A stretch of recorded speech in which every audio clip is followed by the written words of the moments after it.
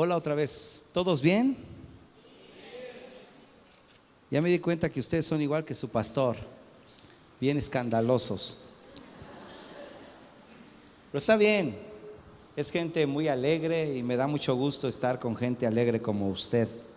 Cuando estaba orando al Señor por qué poder compartir con ustedes, Dios me traía un pasaje que está en Job. Se acordará usted que Job le empezó a hacer un montón de preguntas a Dios. Y llegó un momento donde Dios le dijo: a ver, chiquito, ahora el que te va a preguntar voy a ser yo. Cíñete los pantalones, fájate bien, porque yo soy el que te voy a preguntar y tú me vas a responder. Y a partir del capítulo 38, al final del libro de Job, Dios le empieza a hacer una serie de preguntas muy interesantes a Job. Y puedo ver mucha ciencia encerrada ahí. Ciencia, mucha. Vemos el ciclo hidrológico ahí plasmado. Vemos que Dios le puso límite a los mares y pude entender por qué los mares no pasan de una línea. Ha estado usted en la playa y las olas llegan a un punto y luego se retraen. Y dije, ¿cuánta ciencia hay aquí? Y entonces Dios le empieza a hablar a Job y le empieza a hacer preguntas. Y entre las preguntas que le hace es: ¿quién es el que da sabiduría al corazón e inteligencia al espíritu? Y obviamente pues le dice que es solamente Dios el que da sabiduría al corazón e inteligencia al espíritu. Y esa ha sido mi oración por mucho tiempo, de estar pidiéndole al Señor que me conceda sabiduría al corazón. Todos los que estamos aquí somos muy inteligentes, ¿sí o no? Ok, y entonces no todos los que estamos aquí operamos con sabiduría. Esa solamente la podemos rescatar de la palabra de Dios. Luego entonces es importante que cada vez de que usted se levante le diga esas dos peticiones al Señor: concédeme sabiduría al corazón e inteligencia al espíritu. Hay cursos muy caros, por cierto, que te ofrecen hoy día acerca de inteligencia emocional y que te manejes de una y de otra manera y que échale ganas, y te dan una serie de cosas para que estudies al hombre y las conductas. Y yo me puedo dar cuenta, digo, híjole, nos ahorraríamos tanto dinero si tan solo leyéramos el libro de los Proverbios, que arroja muchísima sabiduría ahí. ¿Está bien?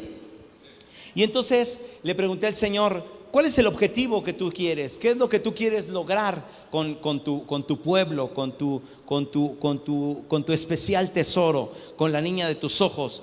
Y entre las cosas que Dios me dijo fue: yo quiero despojar a mi pueblo de todo peso y de todo pecado. Me explico. Lo dice Hebreos. Todo peso, los pesos son aquellas cosas que tú decides echarte a cuestas o que te imponen. Te impone la sociedad, te impone la esposa, te impone el esposo, te imponen cualquier circunstancia, te son impuestos. Son todas aquellas cosas que te generan asedio. ¿Alguien ha tenido asedias por tragón? A mí me ha pasado que por tragón luego me han dado asedias y es una cosa horrible, se siente horrible. Es exactamente lo mismo, nada más que en el contexto, cuando la palabra está hablando de que despojaos de todo peso y del pecado que os asedia. El asedio en este contexto es que, se lo explico de la siguiente manera: cuando las ciudades antiguas las ciudades antiguas existían, ellos se fortificaban, hacían ciudades fortificadas, regularmente estaban rodeadas de un lago, y luego había un pasadizo. Usted ha visto por ahí las películas, ¿verdad? Y entonces esas ciudades le construían unas torres muy altas y encima de las torres había vigías, había personas que estaban vigilando todo el tiempo, y en cada determinado espacio ponían ollas. Esas ollas las llenaban de aceite.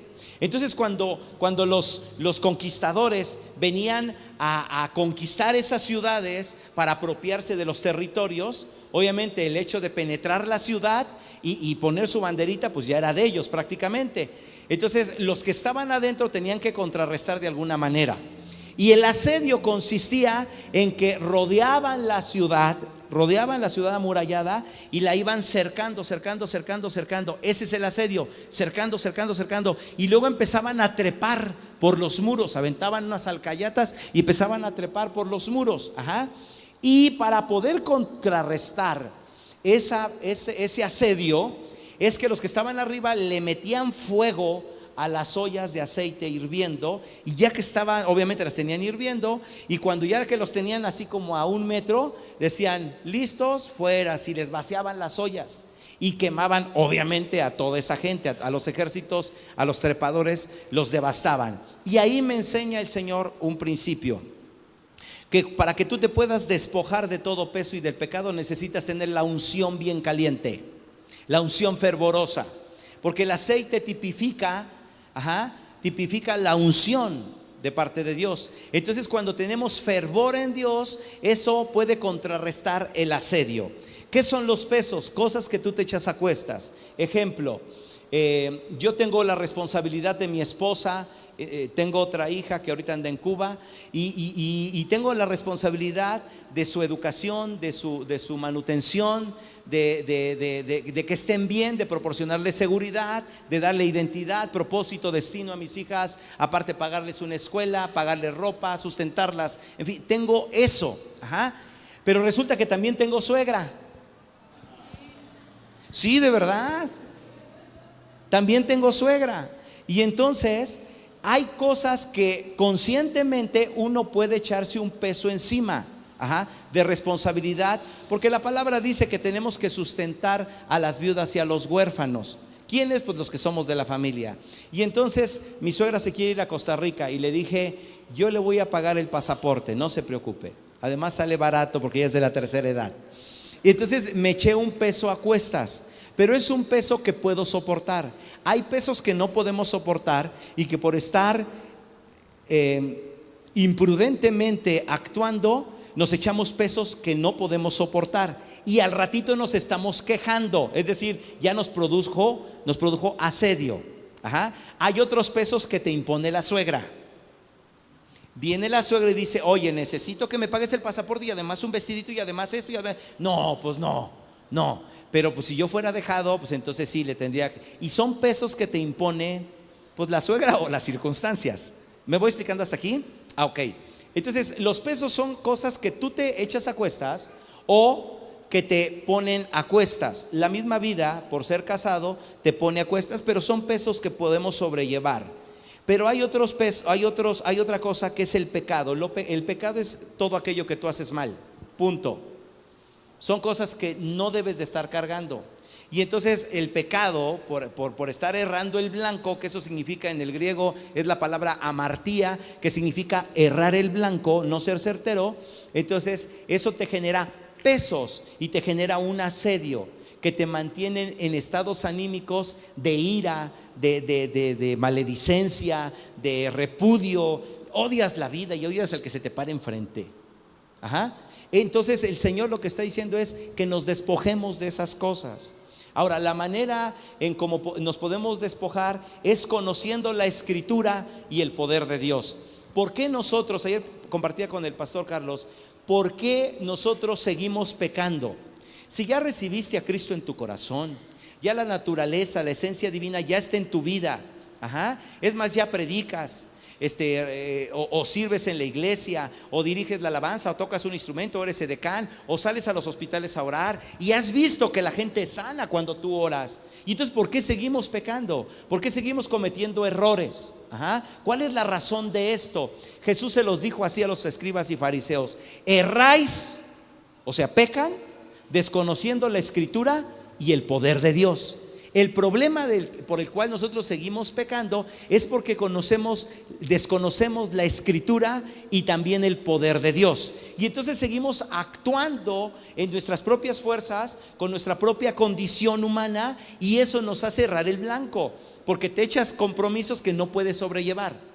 Y luego esas cosas te terminan asediando. ¿Hasta aquí me estoy explicando? Ok. Para lograr nosotros entonces salir de esa situación, hay un principio que le quiero mostrar en la Escritura, que es el principio de meditar. Cuando nosotros actuamos de manera imprudente, repentina, alocada, es porque no hemos tomado tiempo para meditar. Venga conmigo a Josué 1:8, por favor.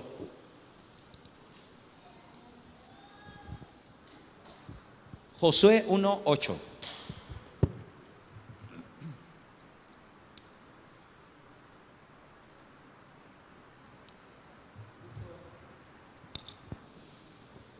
Dice la Escritura: nunca se apartará de tu boca este libro de la ley, sino que de día y de noche, a ver, quiero que lo vea usted conmigo, nunca se apartará este libro de tu boca, o de tu boca este libro de la ley, sino que de día y de noche, diga fuerte, meditarás en él, para que guardes y hagas conforme a todo lo que en él está escrito, porque entonces harás prosperar tu camino y todo te saldrá bien.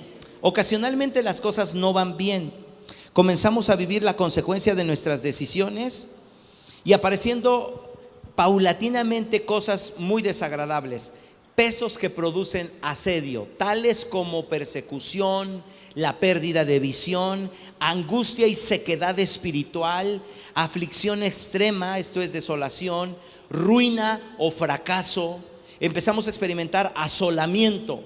No solamente ya te fue mal, sino que el asolamiento es sequía o pérdida de fruto, falta de trabajo, escasez, perder todo lo ganado. Ya habías logrado mucho y por una decisión equivocada, insensata, pierdes todo, perdemos todo, sea desde el punto de vista espiritual, material o económico.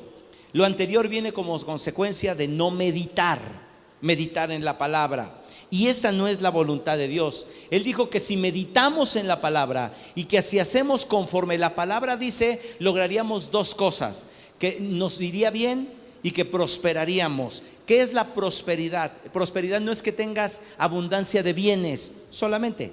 Prosperidad es que no tengas nada quebrantado, que tu relación con Dios no esté quebrantada, que tu relación con tu esposa no esté quebrantada, que tu persona no esté quebrantada, que tu salud no esté quebrantada, que tu alma no esté quebrantada, que no tengas nada quebrantado. Eso es prosperidad. Prosperidad es la buena marcha en todas las cosas, que todo marche bien. Entonces, para que eso suceda, tú y yo necesitamos meditar en la palabra y todas las cosas nos van a salir bien. Esta palabra meditar tiene un sinónimo que es reflexionar. ¿Estamos de acuerdo? Le menciono 4 palabras en el griego que se usan para meditar o reflexionar. La primera palabra es anatseoreo. Esta palabra significa mirar de nuevo, atentamente o considerar. Es decir, ya viste o tomaste una decisión, tienes que mirar de nuevo, tienes que considerar nuevamente esa decisión. ¿Me estoy explicando? La segunda palabra tiene que ver con reconocer completamente, deliberar, pensar. Pensar no duele, ¿eh? Así es que puede pensar todo lo que quiera. Deliberar, cavilar, discutir o disputar mentalmente. Es cuando tú te sientas y empiezas con una serie de pensamientos, empiezas a cavilar las cosas, empiezas a sopesar las cosas. La tercera palabra tiene que ver con inspirar o meditar. Es cuando tú te sientas literalmente y hay decisiones, hay situaciones en las que tú estás ahí reflexionando y te empiezas a respirar hondo y empieza a venir de parte de Dios, la palabra que tú has leído, y Dios te empieza a inspirar con pensamientos positivos y poderosos. Por eso es importante leer la palabra de Dios. Y la cuarta palabra tiene que ver con, esta palabra es noeo, que significa ejercer la mente, observar, comprender las cosas, atender y considerar. Es cuando nosotros observamos detenidamente y comprendemos lo que vamos a hacer. ¿Está bien? Entonces, cuando venimos a la palabra, nosotros tenemos que venir y tenemos que reconsiderar, tenemos que volver a leer el pasaje. Cuando venimos a la palabra, tenemos que contemplar todo el contexto previo y el contexto posterior de lo que se nos está diciendo. Tenemos que inspirarnos. Dice la palabra que toda la escritura fue inspirada por Dios. Toda la escritura. También hay otros literatos en la historia que han escrito muy buenas cosas. La Divina Comedia, el Quijote y todas estas obras literarias que tienen mucho que arrojarnos literariamente, históricamente, solamente. Pero la escritura es vida y es verdad.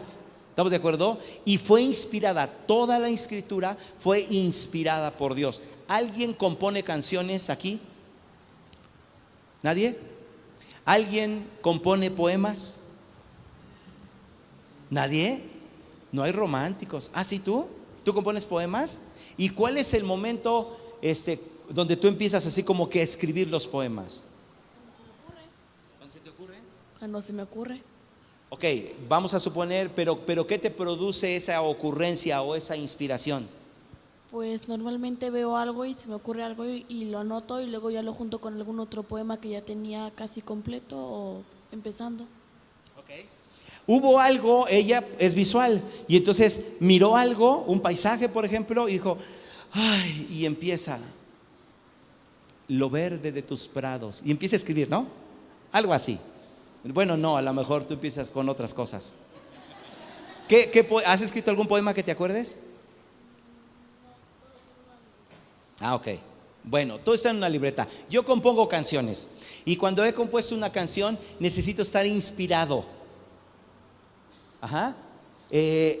Tengo acervo de la palabra, algo de acervo en la palabra, y entonces ha habido momentos como el que tuvimos hace un rato y donde empiezo a cantar cántico nuevo y termina resultando una canción. Un día en una oración de jueves tenía meditando por un mes un versículo de la palabra que dice: en tu presencia hay plenitud de gozo y delicias a tu diestra para siempre. La diestra de Dios es ojo, brazo y pierna, todos derechos. Entonces lo que me enseñaba el Señor es que este es el regazo de Dios. Él te siente en su pierna, te sostiene con su diestra y la bendición es que lo puedes mirar cara a cara. Por eso hay plenitud de gozo. Y entonces meditando en eso, un día debe haber buenos músicos como los que tienen ustedes aquí, y estaba un pianista por ahí, empezó a tocar y me llegó la inspiración. Y empecé a cantarle al Señor: en tu trono, Señor, te veo en majestad, no puedo evitar vivir la eternidad. Delicias he encontrado en tu paladar, me quedo en tu regazo, me pierdo en tu mirar. Aleluya, aleluya, tu amor yo encontré al venirte a buscar. Me quedo en tu regazo a vivir tu verdad. Oye, qué mejor lugar que estar en el regazo de Dios, ¿o no? En otra ocasión iba rumbo a Puebla, iba por la Federal, una carretera boscosa muy bonita, y tienes que ir despacio, lluviosa a las 7 de la mañana y con el cristal abajo porque me gusta sentir el frío. Y entonces de repente sentí a Dios a mi lado y me paré por ahí en un lugar y entonces me dijo Dios: aquí estoy. Y yo le dije: sí, ya te sentí. Y entonces me dijo: ¿por qué no cantas lo que ves? Y entonces le empecé a cantar al Señor: Dios está aquí con poder y majestad, en justicia y verdad. Dios está aquí, su gloria me deja ver, su reino establecer. Es tan real que hoy le puedo respirar, porque se respiraba el aroma de Dios en mi carro. Es tan palpable que le puedo yo tocar, es tan visible que le puedo adorar. Dios está aquí, está en mi corazón. ¿También en tu corazón? ¿Te das cuenta cómo cuando podemos tomar tiempo para meditar, meditas, te detienes, como lo hice en el carro, te detienes, vuelves a pensar, vuelves a pensar, vuelves a pensar, y salen cosas como esas? Te inspira el Espíritu. ¿Me estoy explicando bien? Y entonces eres certero en lo que tú haces. Ok, entonces en este contexto, ¿qué le parece si meditamos rápidamente en una palabra, en la palabra de Dios? ¿Está bien? Vamos a leer la Biblia mucho, vamos a leer la Biblia y me voy a ir rápido. ¿Está bien? ¿Está listo? Abra su Biblia en Juan, en Primera de Juan 4:4. Primera de Juan 4:4.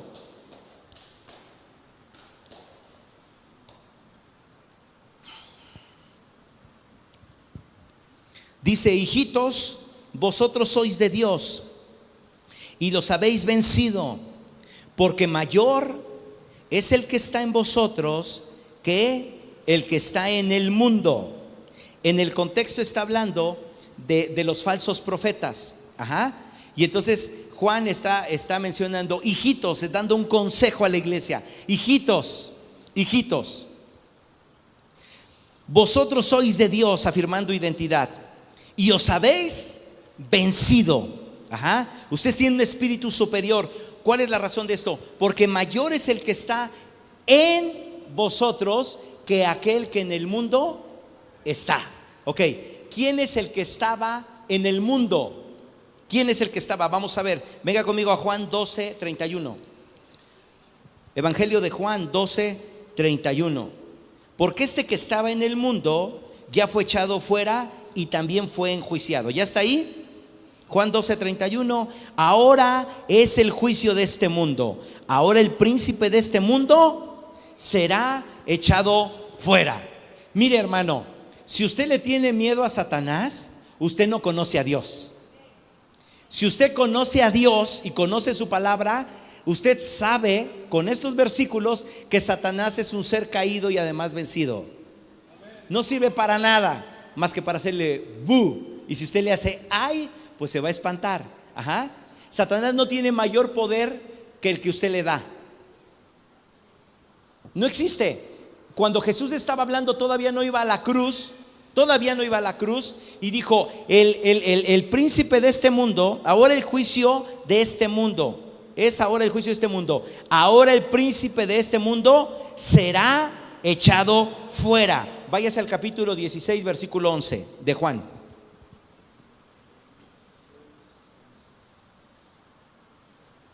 Dice el versículo 11: y de juicio, por cuanto el príncipe de este mundo ha sido ya juzgado. Ajá. Entonces el príncipe de este mundo fue enjuiciado, fue echado fuera y ha sido ya juzgado. En el contexto de este capítulo dice que el Espíritu Santo es el que nos convence de pecado, de justicia y de juicio. Y cuando está hablando de juicio, no está hablando de juicio para nosotros, está hablando de juicio para el adversario.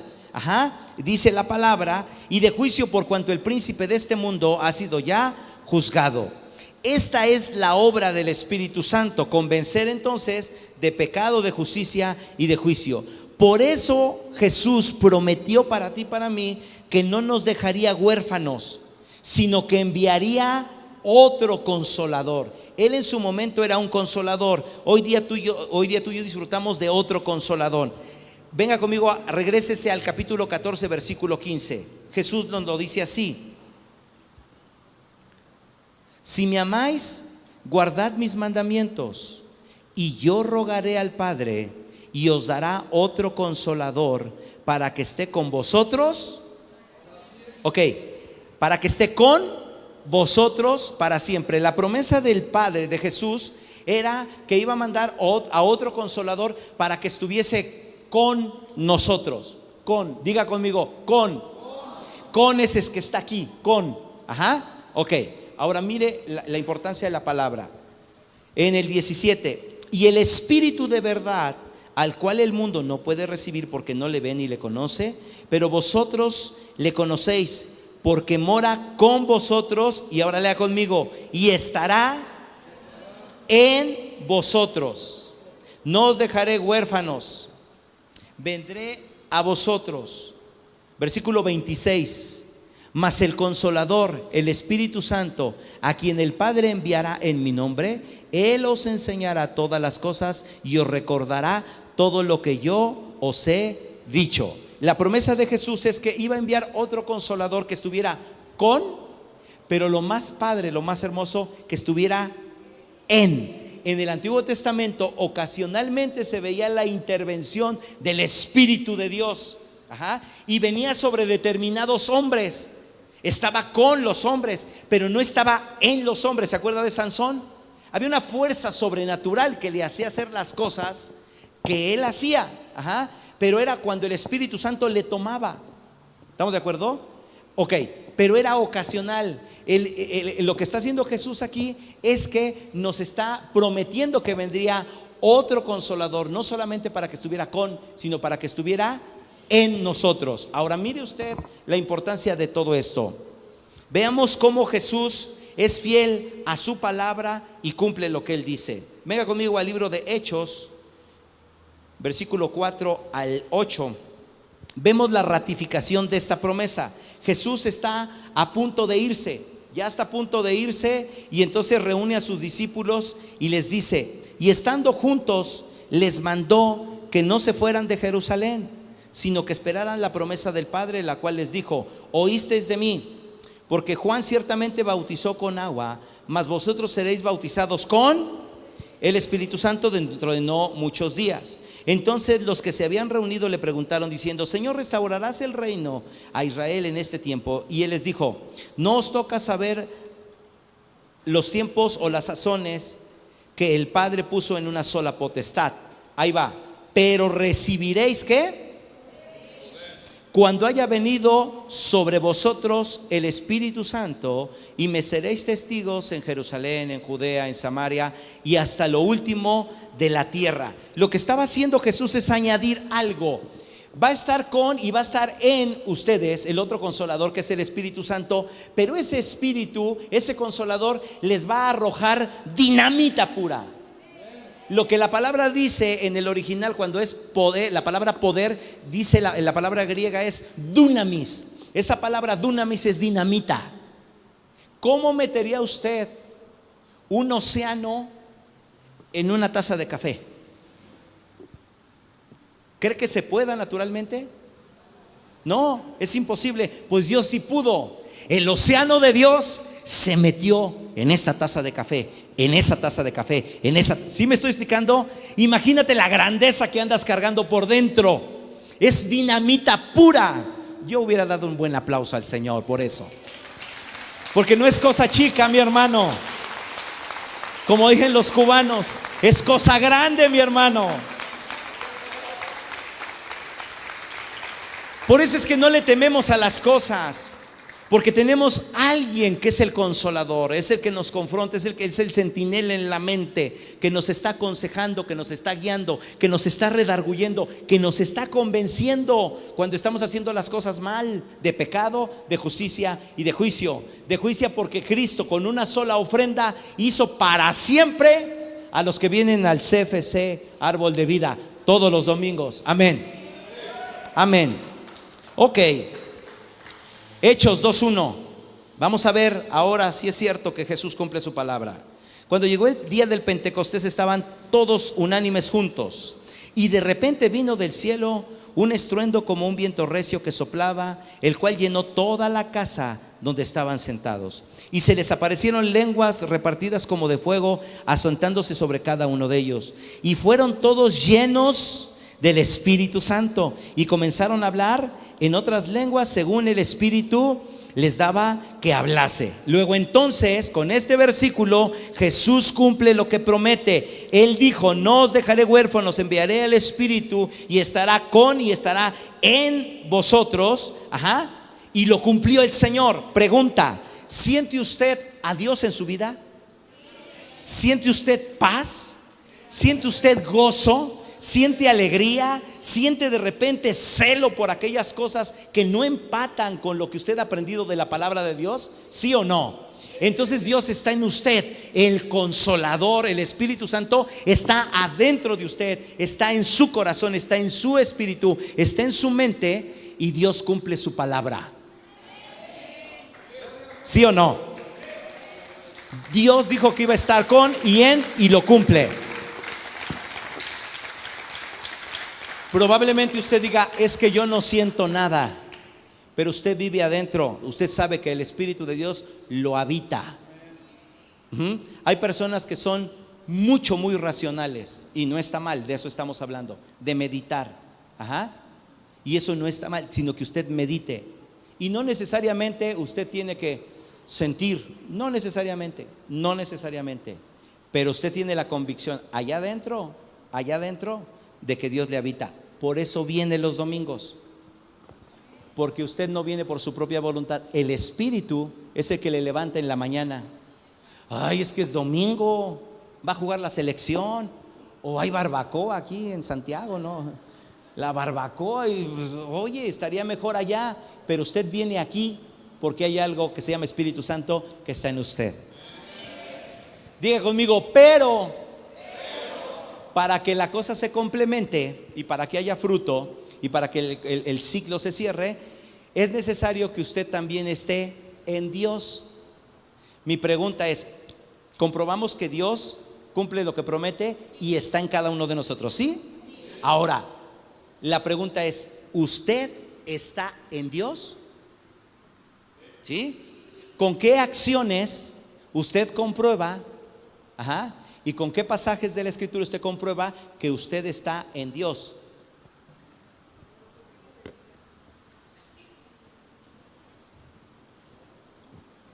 Le voy a ayudar un poco más. ¿Con qué frutos usted comprueba que usted está en Dios? Porque una cosa es que Él esté en nosotros y otra cosa es que usted esté en Dios. Venga conmigo, por favor. Juan 15:5. Mire cómo es el libro de Juan. Es un libro hermoso. Juan 15:5. ¿Ya está ahí? Yo soy la vid, vosotros los pámpanos. El que permanece en mí y yo en él, este lleva mucho fruto, porque separados de mí nada podéis hacer. ¿Cómo comprobamos pues que el Espíritu de Dios está en nosotros? Llevando mucho fruto. Más adelante dice, en esto es glorificado mi Padre, en que llevéis mucho fruto. ¿Cómo realmente le damos gloria al Padre? Con mucho fruto. 4 tipos de fruto rápidamente. Fruto apacible de justicia, connota disciplina. Cuando usted es una persona disciplinada, que usted obedece a la primera, bueno, hasta la segunda, el exhorto. ¿Cómo nos habla Dios? En Hebreos capítulo 12 y 13 habla acerca de la disciplina, y entre las cosas que nos dice el Señor es que a nadie le gusta la disciplina, ¿verdad? En el principio dice, hijo, qué incómodo es estar en disciplina, pero dice que al que Dios ama, lo disciplina, lo exhorta y lo azota. Eso dice Hebreos. Es como en la piñata, ya le diste 1, ya le diste 2, ya le diste 3 y tu tiempo se acabó. Lo que viene el Señor a hacer, se lo voy a parafrasear, es ¿cuál es su nombre, hermana? Perdón. Ceci. Viene el Señor y le dice, Ceci, necesito que vayas y ores en el hospital por las personas que ya te puse carga. Y el Señor viene y le pone carga, la invita. Y entonces Ceci dice, ay, es que me da pena, ¿no? Y entonces viene el Señor, te estoy diciendo que vayas y ores por esa persona. Ay, Señor, es que me da pena. O sea, entiéndeme, yo siempre he sido penosa, ¿no? Y así se la lleva Ceci. Y entonces se muere la persona. Ceci se entera y le dice el Señor, te dije que fueras a orar por ella. Y entonces la levanta y la azota. Y a través del sufrimiento que ella tiene, entonces la hace caminar. No tenemos que llegar allá. Los buenos entendedores es como mis hijas. Les digo, ve por favor por mi cartera que está en el cajón de mi buró, ahí en mi recámara, y ellas se levantan y obedecen. Cuando me doy cuenta que no me pusieron atención, cuando en la escalera dije, ¿dónde me dijiste que estaba tu cartera? El prestar atención es una virtud. A Dios le tenemos que prestar atención. ¿Estamos de acuerdo? Primer fruto es disciplina. Dice que el fruto es apacible de justicia. Entonces ese fruto apacible de justicia es que te convierte en una persona disciplinada. Número 2, frutos dignos de arrepentimiento. ¿Qué es el arrepentimiento? Cambio de rumbo. Pero ese cambio de rumbo tiene que ir junto con pegado con la conversión. El cambio de rumbo connota decisiones constantes y además permanentes. Cuando Jesús aparece en la escena, lo primero que empieza a decir es, arrepentíos, porque el reino de los cielos se ha acercado a vosotros. ¿Qué le dije que es el reino de los cielos? La cultura del gobierno de Dios. Ajá. El gobierno de Dios es el reino de Dios. El reino de los cielos es la cultura de ese reino. ¿Está bien? Cuando Jesús aparece dice, arrepentíos, es decir, tomen decisiones, cambien de manera de vivir, porque lo que voy a enseñarles, a modelarles, es una cultura, les estoy bajando el cielo aquí a la tierra y se los voy a modelar. ¿Está bien? Arrepentíos, cambio de rumbo. Segundo fruto. Tercer fruto, frutos del Espíritu. Los vamos a ver en un rato más y profundizo en él. Pero cuarto fruto es el fruto de labios que confiesan su nombre. Diga conmigo, labios. Labios en el original significa lugar que derrama. Pero si en tus labios, en tus fuentes no tienes nada que mandar al lugar que derrama, es que no conoces a Dios, porque dice que esto es alabanza. Fruto de labios que confiesan su nombre.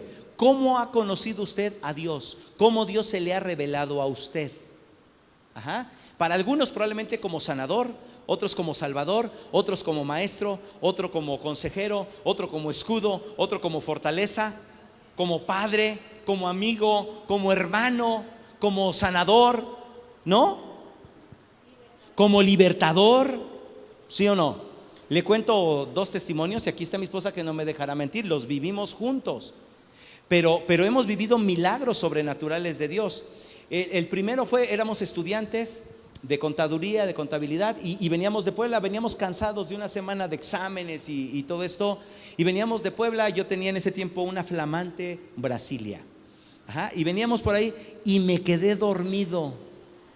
Y entonces me fui hacia la orilla y yo solamente vi cómo la camioneta se empezó a hacer así y me agarré del volante porque mi esposa era mi novia en ese tiempo y yo me la estaba yendo hacia un lado. Ella clamó hace una expresión siempre que hay peligro: la sangre de Cristo tiene poder. Ajá. Y yo lo único que dije: Señor te reprenda, fue todo lo que dije.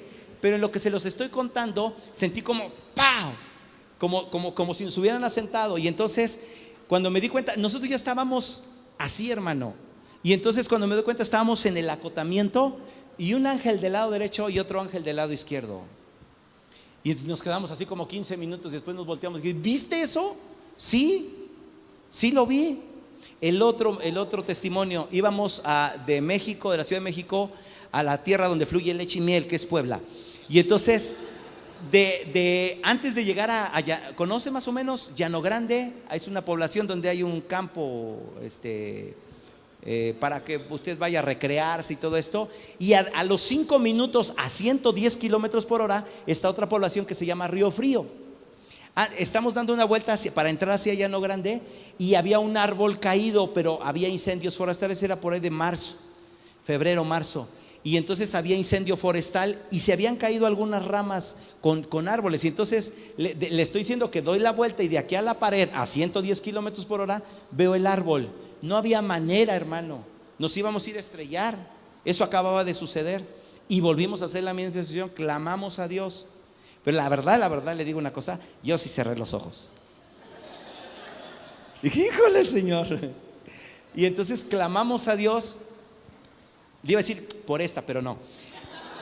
Llegando cuando sucedió eso, en el acto que se lo estoy contando, nosotros estábamos en Río Frío. Cuando yo miré hacia el retrovisor, dije: sigo caminando y no vi ningún fuego, no vi delante de mí nada. Y volteé hacia la izquierda y dije: estamos en Río Frío. Estamos en Río Frío. Y empecé así como loquito, ¿verdad? Y empecé a glorificar al Señor. ¿Qué hizo el Señor? Nos transpuso. Bueno, eso hace Dios con nosotros. ¿Qué ha hecho Dios contigo?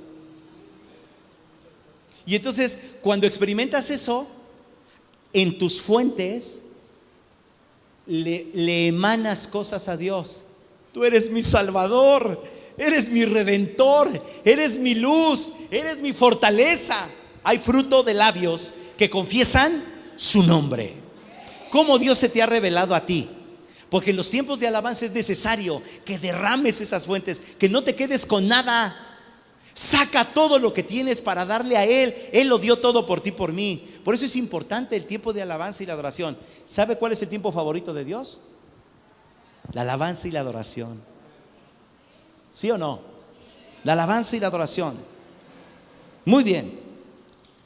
4 tipos de frutos. ¿Cómo más sabemos que estamos en Él? Romanos 8:1. Rápido, vaya ahí, rápido. Romanos 8:1. Ahora pues ninguna condenación hay para los que están en Cristo Jesús, los que no andan conforme a la carne, sino conforme al Espíritu. Una de las señales que tú puedes experimentar para ti mismo es que ya no hay condenación, ya no te sientes culpable. ¿Pecaste? ¿Fuiste de lo peor en tu otra vida? Sí, pero llegaste a Dios y te sabes perdonado. Mira la gracia abundante y maravillosa, enorme de Dios. Estaba Jesús crucificado, tenía 2 ladrones a los lados, ¿sí o no? Y uno le dijo, volteó al otro, y Dimas le dijo a Gestas, ¿no? Así tradicionalmente lo conocen, Dimas y Gestas, ¿no? Y Dimas le dijo a Gestas, arrímate porque apestas. Y Gestas le dijo a Dimas, si apesto, ¿para qué te arrimas? No, no es cierto. Le dijo un ladrón al otro, le dijo, oye, no es cierto, le dijo a Jesús, uno de los ladrones le dijo, oye, si verdaderamente eres el Hijo de Dios, pues sálvate a ti mismo y sálvanos de paso a nosotros. Y el otro se voltea y se asoma y le dice, oye, mano, ¿no temes a Dios estando en la condición que estás? Nosotros estamos pagando lo que hicimos, pero este es inocente, es un justo. Y le dice, Señor, acuérdate de mí cuando estés en tu reino. Y Jesús le reveló la mirada de ternura, y lo miró y le dijo, de cierto te digo que hoy estarás conmigo en el paraíso. Esos ladrones, la gente que llegaba a la cruz, era porque había hecho de lo peor. Habían violado, matado, robado, habían hecho, eran los peores, era la peor calaña. Mire, en un instante de gracia, ¿cómo es que este hombre se salva? Y el otro, por no reconocer quién era Dios y no aprovechar ese instante de gracia, vaya. No importa lo que tú hayas hecho, cuando Dios viene a tu vida, cuando Él tuvo ojos de misericordia para contigo, Él perdonó todos y cada uno de tus pecados, sin importar lo que hayas hecho. Y dice la palabra, añade, así como está el oriente del occidente, hizo alejar de nosotros nuestros pecados. ¿Para qué? Y además los metió a los abismos, a lo más profundo. Nadie ha llegado ahí y nadie va a llegar. ¿Sabes por qué? Porque ahí están mis cochinos pecados, allá adentro. Porque si Él no se acuerda, ¿por qué tú sí te acuerdas? ¿Y por qué permites que otro se acuerde? Cuando alguien venga y te diga, es que tú eras así, es que tú eres un mentiroso, es que tú eres un ladrón, es que tú eres un adúltero. Era mi hermano. Porque ahora, Corintios dice, si alguno está en Cristo, nueva criatura es. Las cosas viejas pasaron y ahora todas son hechas nuevas totalmente. Hay novedad de vida. Hay novedad de vida en el Señor. Gracias, Señor. Entonces, los frutos, el entendimiento de que has sido perdonado, de que no hay condenación en ti, y el hecho de que tú manifiestes novedad de vida, que ahora seas una nueva criatura, una nueva creación en Dios, testifican que estás en Dios. Y la cuarta cosa con la que quiero terminar es que tú ya no vives de acuerdo a los deseos engañosos de la carne, ahora vives conforme al Espíritu. Ahora pues ninguna condenación hay en los que están en Cristo Jesús. A ver, venga conmigo a Romanos 8:1, se lo digo porque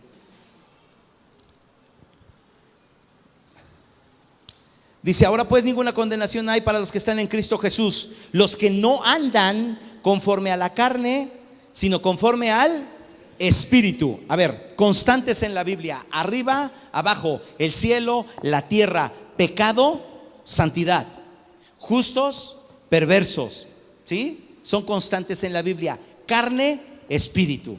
¿Está bien? Ahora bien, ¿cómo nos damos cuenta si estamos de un lado o del otro? Para Dios no hay medias tintas, hermano. Para Dios no hay términos medios, no existe. O eres o no eres, punto, se acabó. O eres su hijo o eres bastardo, listo, se acabó. ¿Estamos de acuerdo? O eres justo o eres pecador. ¿Sí? ¿Estamos de acuerdo? Venga conmigo a Gálatas 5:16. Gálatas 5:16.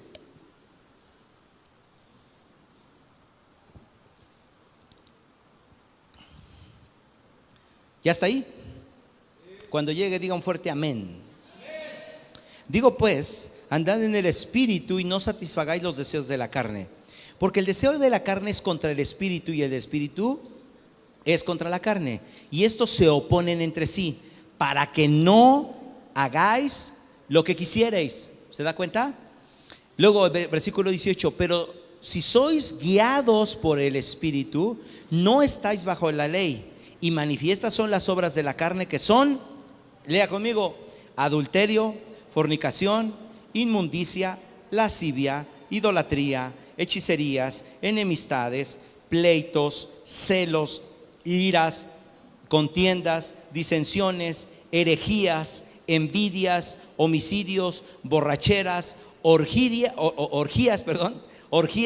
y cosas semejantes a estas. O sea, por si se fue alguna, todo lo que sea parecido, cosas semejantes a estas, acerca de las cuales os amonesto, como ya os he dicho antes, que los que practican tales cosas, ¿no qué? No heredarán el gobierno de Dios. No podrán palpar a Dios en su vida. Dios no está en su vida. Dios no los gobierna la carne, los gobiernan sus deseos, pero Dios no. No podemos decir, es que Dios está en mí. No es cierto.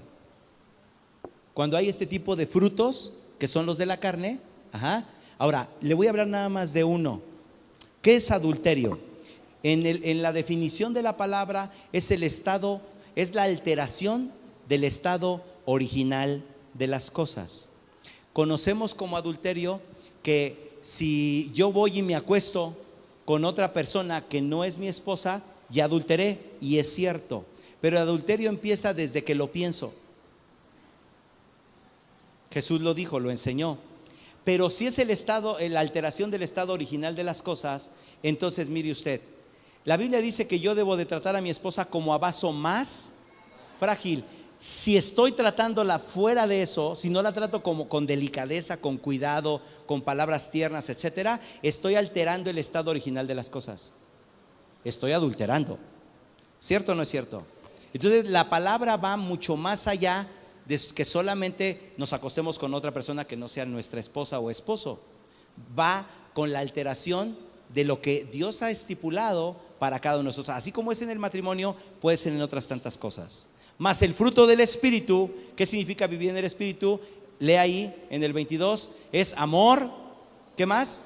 Gozo, paz, paciencia, benignidad, bondad, fe, mansedumbre, templanza.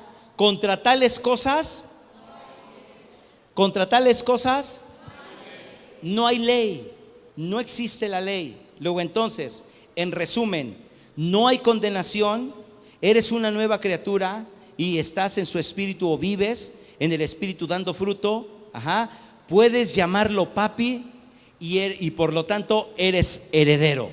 Y si hijos, también herederos y coherederos juntamente con Cristo. Para concluir te digo algo. De Jehová, Salmos 24:1, de Jehová es la tierra y su plenitud, el mundo y los que en él habitan. ¿Dónde está entonces lo santo y lo secular? Se acabó, eso se acabó. Secular no existe para Dios. Él es dueño de todas las cosas. De Jehová es la tierra y su plenitud, el mundo y los que en él habitan. Si Dios es el dueño de todas las cosas y tú eres su hijo, ¿por qué estamos batallando entonces? Porque no obedecemos, porque no meditamos en la palabra, porque en tanto que el heredero es niño, en nada difiere de un esclavo. Y si somos herederos del reino de los cielos y del reino de Dios, y también dice que los justos heredarían la tierra, ¿por qué nos detenemos con 2 hijos o con un hijo? Como que tenemos que pensar y replantear esa cosa. Como que tenemos que pensar en 4 o en 5. para que heredemos la tierra. Y estamos hablando de posesiones, hermano. Estamos hablando de poseer la tierra. ¿Por qué nos conformamos nada más con un departamento o una casa? Yo admiro a esos hombres como al hermano Joaquín y a Rosy. Están haciendo algo. Usted puede decir, ellos ya están en edad del retiro. Pero el hermano ha entendido que en el reino de los cielos o en el reino de Dios no existe el retiro, no existe la jubilación. Y él sigue trabajando, y él sigue prospectando, él sigue proyectando. Tenemos que tener esa mentalidad. Debemos tener esa mentalidad de ir por más y más y más. ¿Estás hablando de materialismo? No estoy hablando de materialismo. Dios es dueño de todas las cosas. Yo soy su hijo. ¿Me estoy explicando? ¿Por qué conformarnos con estas sillas y con esta población? ¿Por qué no ir por más? Si los justos tenemos que heredar la tierra. Y si estás viendo que un impío, una persona que no hace piedad, tiene muchas posesiones, acércatele y dile: yo sé quién te ha dado todo eso. Pues mi trabajo. No, te lo ha dado Dios, porque en el momento que Él quiera te lo quita. A ver cómo está eso, y le predicas y te lo traes a la iglesia. Que le renueven el entendimiento y además que le ponga para el crecimiento de la iglesia. ¿O no? ¿Sí o no? El que gana almas es sabio, hermano, dice Proverbios. Entonces, nosotros tenemos un papi super a todo dar, que es dueño de todas las cosas. ¿Sí o no? ¿Sí o no? Yo estoy pensando en renovar mi parque vehicular, pero tampoco me voy a ir imprudentemente, porque aplico principios. ¿Qué hombre antes de edificar una torre no se siente y calcula primero los gastos? Entonces ya calculé los gastos y en el nombre de Jesús declaro en fe que la próxima vez que me inviten, a lo mejor ya vengo en nave nueva, ¿verdad? Vengo en nave nueva en el nombre de Jesús. ¿Por qué? Porque estamos entendiendo esas cosas, pero tampoco tenemos que ser imprudentes, porque tenemos que meditar en la palabra. Concluyo: ¿Dios está en ti? Sí. ¿Tú estás en Él? Te lo comprobé que sí. Entonces es imposible que si tú estás en Él y Él en ti, lleves mucho fruto, te quedes infértil, te quedes sin fruto. Amén. Porque separados de mí nada podéis hacer. Diga conmigo, póngase de pie y diga conmigo: todo lo puedo en Cristo que me fortalece. Cuando estudié esta palabra en contexto con otra, dice: amarás a Dios con toda tu mente, con toda tu alma, con todo tu corazón, con todas tus. Esa palabra fuerzas es con todos tus dones y habilidades. ¿Para qué eres bueno? Con eso ama a Dios. Si me amáis, guardad mis mandamientos. Pon en práctica los mandamientos de la palabra en lo que tú haces, en lo que eres bueno, y vas a ver la productividad de Dios. Y entonces cobra sentido. Todo lo puedo en Cristo que te dio fuerzas, te fortaleció con dones y habilidades. Con eso todo lo puedes en Cristo. No te metas en lo que no puedes hacer. Meditemos en eso, porque somos más que vencedores en Cristo Jesús. ¿Sí o no? Pacquiao cuando se sube al ring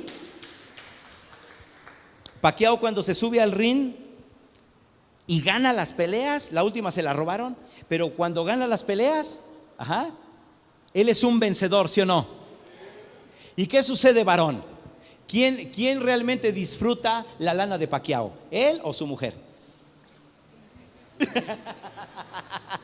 Entonces ella es más que vencedora, porque sin haberse subido al ring goza de la fortuna de Pacquiao. ¿Sabes qué sucedió? Jesús se subió a la cruz y venció y aniquiló a las huestes y a las potestades y destruyó el acta que estaba en nuestra contra.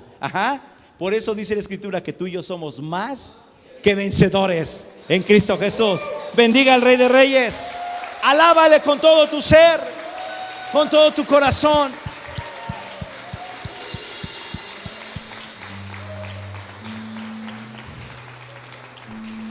Le voy a pedir que levante sus manos y que medite un minuto en esta palabra que acabamos de compartir. Y si reconoces tú que has estado siendo perseguido